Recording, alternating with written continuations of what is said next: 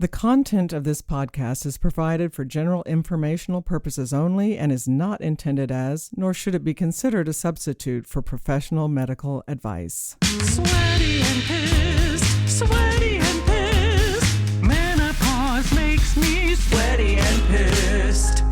Well, hello, my darling. Hi, Leanne. Hey, Here everybody. we are. It's Sweaty and Pissed. I'm Leanne Morgan. Karen Nickell, and it's Sweaty and Pissed, Menopause, and more. I know, menopause and more. Menopause and more. I know. I have been very sweaty the last week. But, I just drink wine before a show. Yeah. Just a little bit of red wine, Yeah. it makes me sweat. Yeah. So that's not the purpose of it. No, I don't do that to sweat. I do that. I just like the taste of it. So it's not about just making you more relaxed before the show? It might be. I hope that's not. Is that okay? Well, no, that's I don't fine. know. I don't know. I'm tired, but I've had a ball. I'm going and doing all over the country. Oopsie, Forrest. And Forrest is here, our producer. Yay. Thank goodness for Forrest. If somebody Listen, said, get a microphone together, Leanne, and record Karen. Guess who I'd wouldn't be in a be fetal hearing us position. right now? No, All I of know. you. Yeah. Not one of you would hear us. I would be in the bed watching What? maybe a new HBO series or Showtime. I think Ray Donovan's coming back out. Have you ever watched Ray Donovan? No. Oh my Lord! Did you ever Lee watch Shriver? Did you ever watch Stissel? No, I have not done that yet. Oh my gosh. We're going to have to get together and watch Stissel. Yeah, I know, and I told my kids about that after you told me. Yeah. It's on Netflix, right? Or Hulu, or Here we go. Amazon That's Prime. another thing I don't know. I think you said Netflix. Possibly.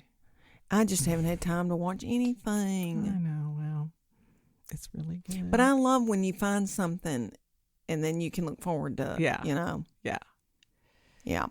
The Crown is back on. Yeah, I heard The Crown was back on.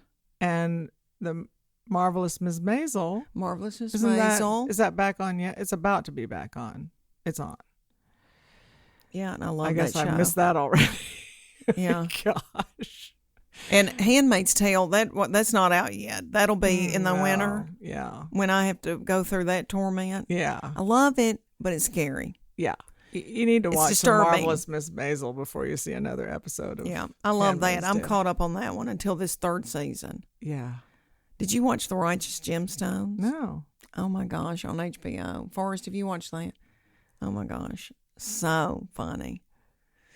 And we could sit and talk forever Yes, about we can, that. about all the TV I shows know. we don't watch. I know that we don't get to because you're Lord doctoring everybody in the country and I'm traveling. But you wanted to talk to people about birth control. Yes. Oral contraceptives. Well, or hormonal contraceptives during perimenopause. And what would be the other oral? What are there's birth control and what else is there? The hormonal contraception is using the use of hormones for contraception. And so you can have the pill, which is oral. Mm-hmm. You can have the NuvaRing, which is a vaginal hormonal contraception. Yeah. You could have the Nexaplon, which is a Thing in your arm. a rod of progestin that's inserted in the skin under your upper arm. I don't know. Yeah. There's Depo-Provera, which is an injectable hormonal contraception. So it's not all hormonal contraception is taken by mouth. In other Okay, words. that's what I was thinking. Oh, there's other oral things besides a birth control pill, but is it when you say oral contraceptive?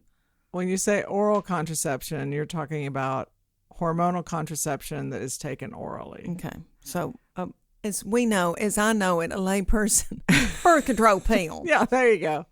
But I've never been on a much in my life. I took a progesterone only after I quit nursing Tess, my last baby. Mm-hmm. But then I got an IUD. I've never been on birth control pills like other people have.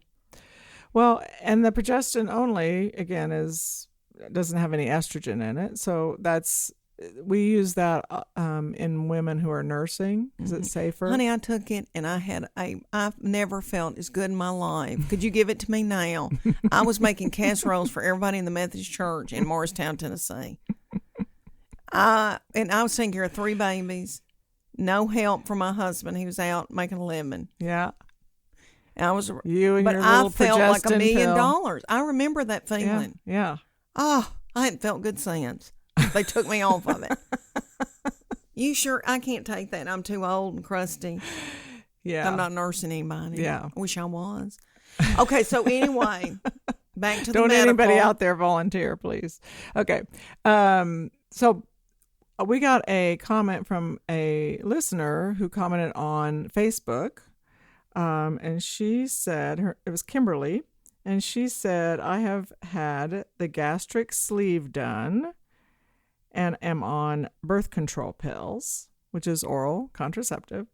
And she wrote, definitely in menopause, what can I do to relieve symptoms? I'm not sure what symptoms she's having, but I did want to talk about oral contraceptives and using those, or hormonal contraception and using that during perimenopause. Some people do fabulously taking birth control pills through perimenopause and right up until they go into menopause. But if you are taking especially a hormonal contraception that contains estrogen, you're going to get a lot of estrogen because you have to have a high dose of estrogen to shut down your ovaries. That's how it provides contraception for you. It shuts down your own ovarian function, so you don't pop out an egg. And it has a progestin in it, which is not the same thing as a progesterone, our natural progesterone. Progestin is a synthetic version of our progesterone. And so progesterone has some properties that progestin does not have, like it's sleep promoting, it's mood stabilizing, it increases sex drive, helps us burn fat more efficiently. So it has a lot of benefit that we don't see with progestin. The progestin is in that pill mainly to keep the lining of the uterus thin, because estrogen will thicken it. So we want to make sure we balance it with something that keeps it thin. So when you have high levels of estrogen and no progesterone, are you with me still? Yeah, and that's that I've been there, haven't I? Yeah. We become what we call estrogen dominant. Oh, I know. your breasts are as big as Melons. and throbbing and. Yeah, and you're tired and foggy headed, no sex drive, hair loss, because when you're estrogen dominant, our thyroid hormone levels aren't as good. We retain a lot of fluid and store more fat, so we feel puffy and like the Michelin woman, just big and puffy. So Bad time. Yeah. So in perimenopause, some people, if they take a hormonal contraception that contains estrogen and progestin, will have estrogen dominant symptoms. So Kimberly is taking birth control pills and she's in perimenopause, and I don't know exactly what symptoms she's having, but she clearly is having symptoms. So it's obviously not the greatest fit for her. The question is also, though, when you're in perimenopause, it's like, okay, well, I need birth control because I don't want to have a baby when I'm 48 years old. I mean, some people do want to have a baby at 48, but, I would say... Janet Jackson. Good for her. Probably Janet. got a lot of help. Go Janet. Good for her. Yeah, she's got a chef and a driver. And and I love her. Love her. Anyway, so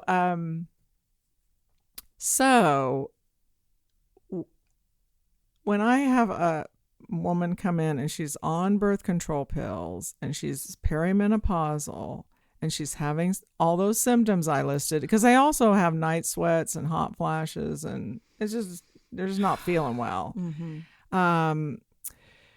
Then we have to have a serious talk about what we want to do about birth control first, so we can come off the oral or hormonal contraception. So I recommend an IUD frequently because it does have a progestin on it. One of the IUDs, a couple of the IUDs we have a progestin on it to keep the lining thin, but it has very low systemic absorption of that hormone.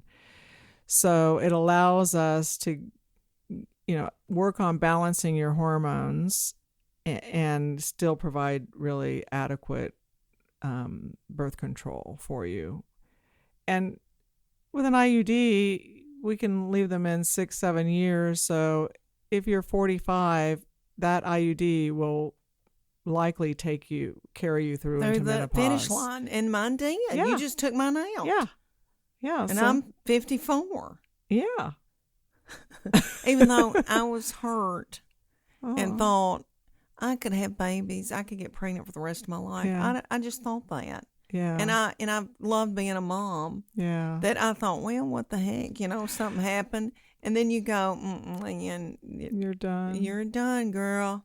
And then I thought, well, I've got brain fog. I would leave a baby at Target by accident. I mean, I don't need a baby at this point in my life. I know, but a lot of women do grieve that milestone. I mean, they grieve that moment where you're not going to be able to reproduce. Yeah, because like a year before, you went into my doings, my pap smear, and you go, oh my gosh, Leanne, you're trying to ovulate, and you could get pregnant. And I was so proud of that. That was way before, but and I went home and told Chuck, I was like, she's saying that I could get pregnant. And he had a horrible look on his face because I don't think he wants any more children with me.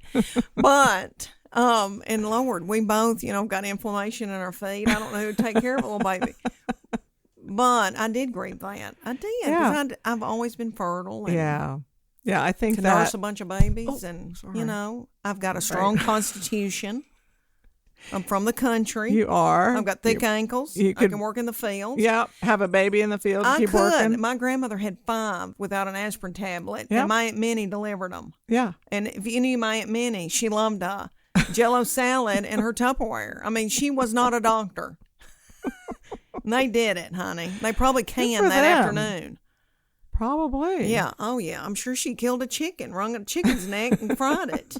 Plucked it and fried it. Anywho, okay. What were we talking about? We were talking about IUDs, and that's why if somebody's got an IUD, like me, you've managed my hormones, and I wasn't in fear of getting pregnant. You were able to manage my hormones while I had an IUD. Right. So, I'll often recommend IUD, and then we can work on balancing the 3 estrogens we have and the progesterone and testosterone that we have or should have.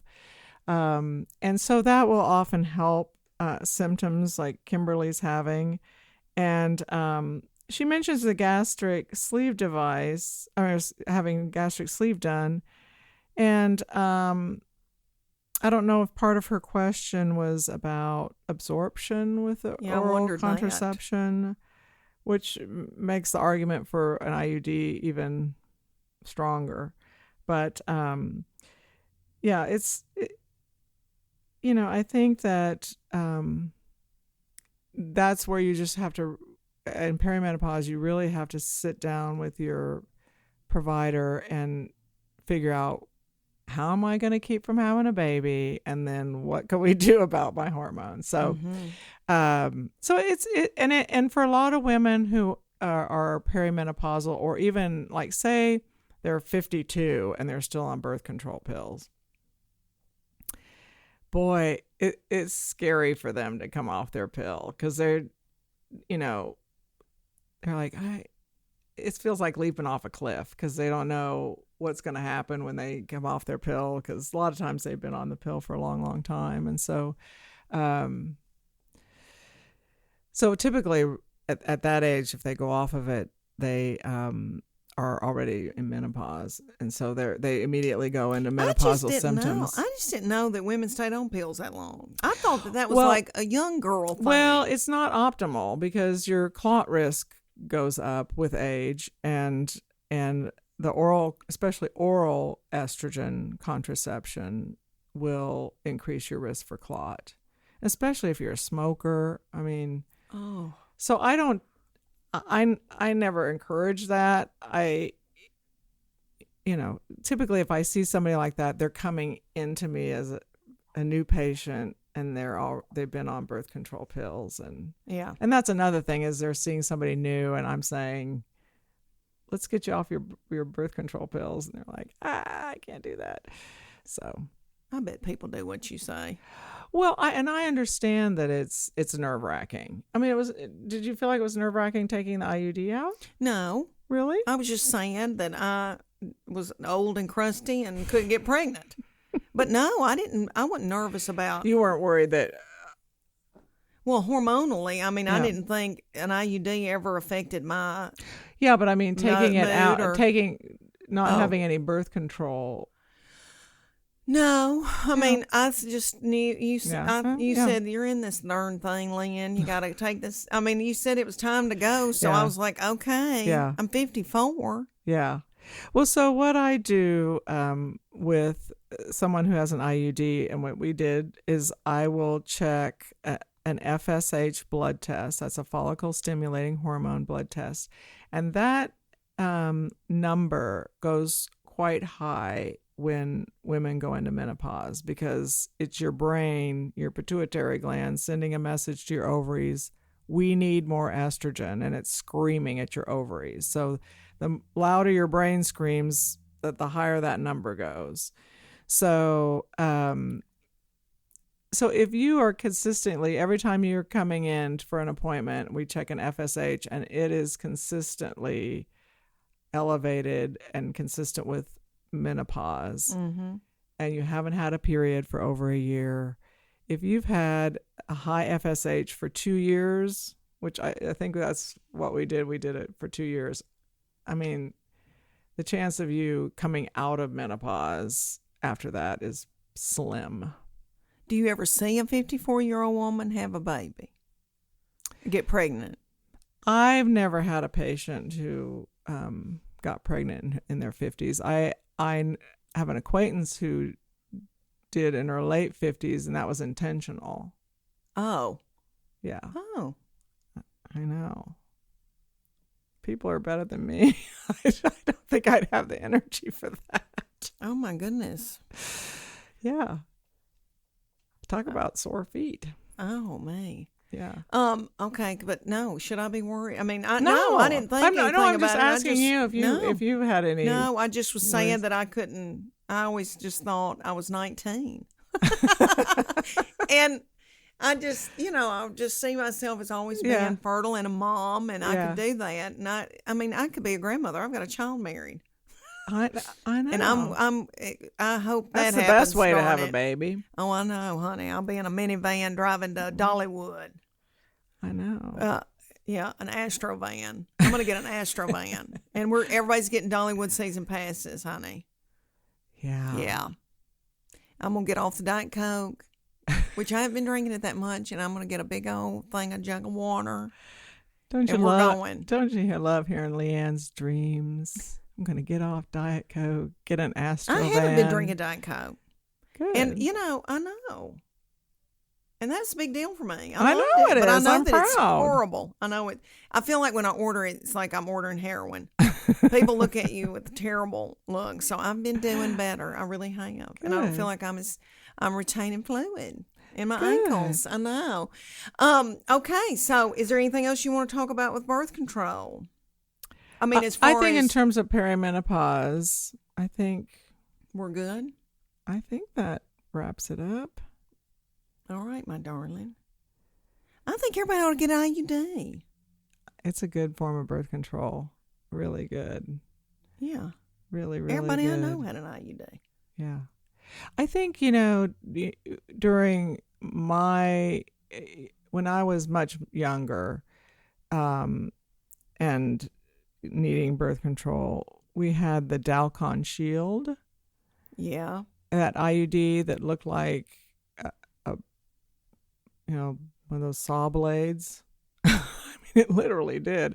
And it worked its way out of the uterus. I mean, it was bad. Yeah. It caused a lot of infertility. And I think that IUD caused so many people, so many scared of it. Well, and the mothers telling their daughters, "Oh no, you don't want an IUD," because they're all thinking about the Dalcon Shield, and the IUDs we have now are. I know. I remember watching safe, so Oprah, good. and she had a gynecologist on, and they were talking about how people were so scared of the copper IUD, all that rigmarole. Yeah. And this woman said that is no longer a problem, and everybody should think about that. That's the best. I recommend that to everybody. And when it's on Oprah, and I was at home with a bunch of kids. Well, that's another point. If you want something that has zero hormones on it, the copper IUD is the way to go. A copper one? Yeah, we have a copper IUD. They're back? Mine was a little bitty plastic one, wasn't it? Yes, yeah.